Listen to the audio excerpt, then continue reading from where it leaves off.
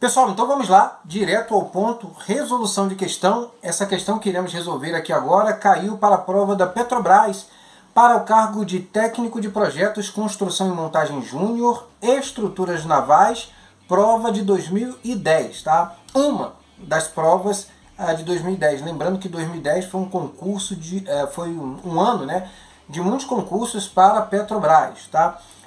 Vai falar aí sobre diagrama tensão deformação. Então, sem mais delongas, vamos lá para a questão. Questão de número 29. Em um diagrama tensão deformação para o aço estrutural, o ponto até onde a relação entre tensões e deformações é representada por um trecho reto é O ou então A. E aí ele vai nos dando características que nós observamos dentro do diagrama tensão deformação e, obviamente, você precisa conhecer cada um dos pontos citados nas alternativas. Então, para que possamos responder essa questão, vamos passar por cada um desses pontos, falando um pouquinho sobre cada uma dessas características ou propriedades, e aí, ao final, teremos ferramentas ali para indicar a alternativa correta e também saber o porquê das demais alternativas estarem incorretas. É assim que você, de fato, fixa o conteúdo, não simplesmente focando nas alternativas corretas, mas sabendo explicar o porquê das demais alternativas estarem incorretas. Tá? Lembrando que o diagrama tensão-deformação é obtido lá no ensaio de tração e dentre os ensaios é o mais importante, porque é nesse ensaio que você consegue observar inúmeras propriedades dos materiais, ou seja, como o material irá se comportar, como regime elástico, regime plástico, a ductilidade, a resiliência do material, o escoamento do material, enfim, inúmeras propriedades são observadas no ensaio de tração que irá fazer com que nós venhamos obter o diagrama ou gráfico, também chamado assim, tensão versus deformação, beleza? Então vamos lá para a resolução da questão, tá? Iniciando pela alternativa A, onde ele falou que é o módulo de elasticidade. Lembrando que ele quer uma linha reta, né, dentro do diagrama tensão-deformação, que é estabelecido ali dentro do diagrama tensão-deformação. Então essa reta corresponde a que região, a que propriedade, a que característica. Na alternativa A ele falou que é o módulo de elasticidade. Tá? Vejamos aqui, eu separei um diagrama aqui de um aço, tá? Um aço qualquer, dúctil. E isso é importante. Por quê? Porque quando a gente vai estudar diagrama tensão-deformação, a gente precisa saber uma determinada observação que de vez em quando cai em concursos públicos.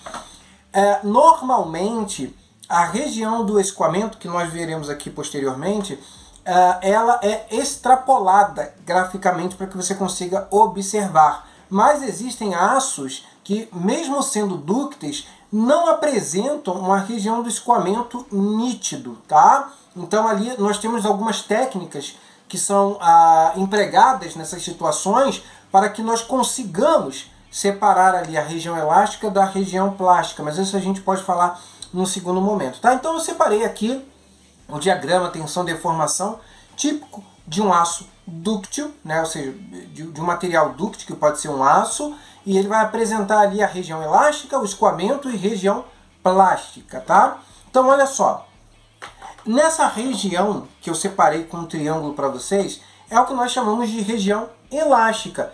E na região ou na fase elástica do material, nós aplicamos a lei de Hooke, onde nós conseguimos observar uma proporcionalidade entre a tensão e a deformação, tá? E ali nós conseguimos determinar um módulo de elasticidade do material, como você consegue ver. Então, E, que é o módulo de elasticidade representado na fórmula, lá na lei de Hooke, é também chamado de módulo de Young. Nada mais é que a resistência mecânica do material ou rigidez. O que isso significa? Quanto maior o meu módulo de elasticidade, mais dificuldade eu tenho, digamos assim, para deformar esse material, tá? Então, maior o módulo de elasticidade, eu tenho mais dificuldade em deformar aquele determinado aço, ok? O módulo de elasticidade pode ser obtido através da inclinação na reta na fase elástica. Então, na fase elástica, ele é determinado, tá? Então está incorreta a alternativa A, tá? Ele não está se falando sobre o módulo de elasticidade que é dado pela região e não simplesmente pela linha reta ou linha inclinada, tá bom? Na alternativa B, ele falou que é o módulo ou limite de resistência do material. Utilizando o mesmo diagrama, o limite de resistência nada mais é que a maior tensão que aquele material consegue suportar. Observe que em condições normais, e aqui nós estamos falando de um diagrama convencional, não um diagrama real, tá? O diagrama convencional, quando a banca ela exige de você que você tenha conhecimentos do comportamento do aço no diagrama real, ela cita. Se ela não citou, ela está adotando a interpretação do diagrama convencional, que é este aqui, tá? Então, o material ele vai se romper numa tensão menor, tá, que o limite de resistência desse material. Até por isso, nós sempre buscamos trabalhar com o nosso material dentro do regime elástico e nunca dentro do regime plástico, porque no regime plástico nós não podemos garantir absolutamente nada, tudo pode acontecer ali.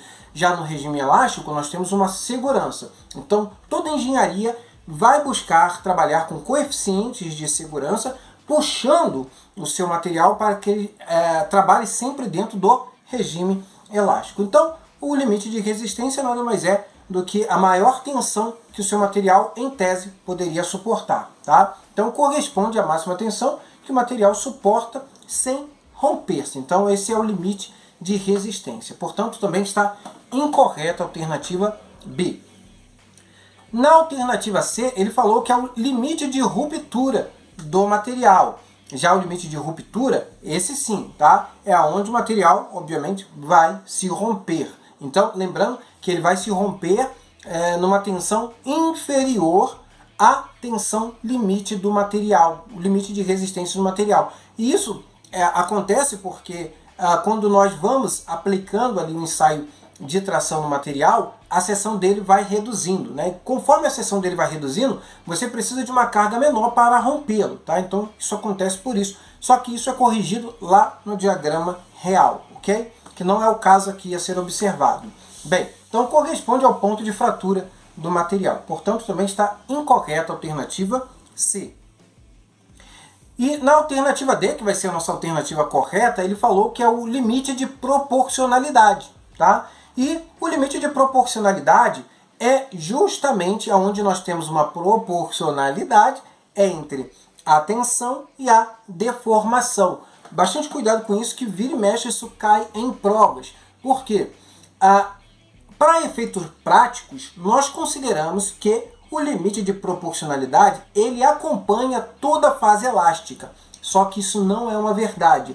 O limite de proporcionalidade ele termina um pouquinho antes, tá, de nós terminarmos ali a região elástica toda. Então, bastante cuidado com isso, que de vez em quando a banca quer derrubar o aluno, quer derrubar o candidato e ela consegue.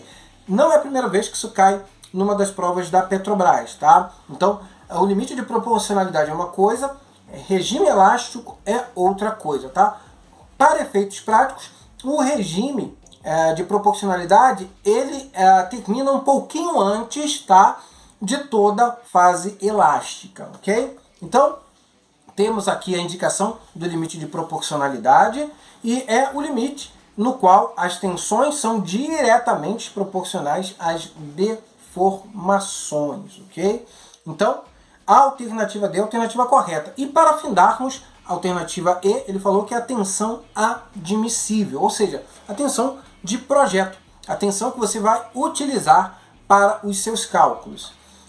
Bem, a tensão admissível é a tensão ideal de trabalho para o material nas circunstâncias apresentadas. Geralmente essa tensão deverá ser mantida na região de deformação elástica do material, porque você não quer que eventualidades aconteçam, né? A gente sabe que essas coisas acontecem, então você vai procurar assegurar que o seu material, mesmo acontecendo coisas que você não gostaria ao longo do seu projeto, seu material está assegurado porque ele está dentro da região elástica, ok? Então, para materiais dúcteis, e há aqui uma diferença, tá? Para materiais dúcteis, para nós calcularmos a tensão admissível, nós utilizamos a tensão de escoamento. Então, a tensão de escoamento dividido por K, que é um fator de segurança, e esse fator de segurança ele vai ser determinado por algumas variáveis. Por exemplo, o seu projeto ele vai trabalhar estaticamente ou dinamicamente. Essa é uma das variáveis, só para que você entenda como que isso é determinado. Bem, ele vai trabalhar estaticamente, então o coeficiente de segurança é 1. Vai trabalhar de maneira dinâmica, então o coeficiente de segurança é outro, tá? Você tem tabelas para isso, tá? Não é o caso aqui, não iremos entrar nos pormenores. Então, a tensão admissível é a razão entre a tensão de escoamento e o coeficiente de segurança. Isso para materiais dúcteis. E para os materiais frágeis? Lembrando que os materiais frágeis, eles não apresentam comportamento dúcteis, né?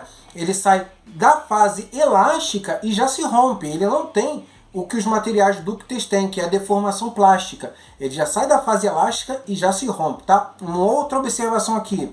Os materiais frágeis apresentam fase elástica, tá bom? O que eles não apresentam é a fase plástica. Bastante cuidado, que muitos alunos podem pensar ou confundir, tá? Ah, é um material frágil, então não tem regime elástico. Tem sim. O que acontece é que ele sai do regime elástico e já vai para a fratura diretamente, tá bom? Então, para os materiais frágeis, o que acontece?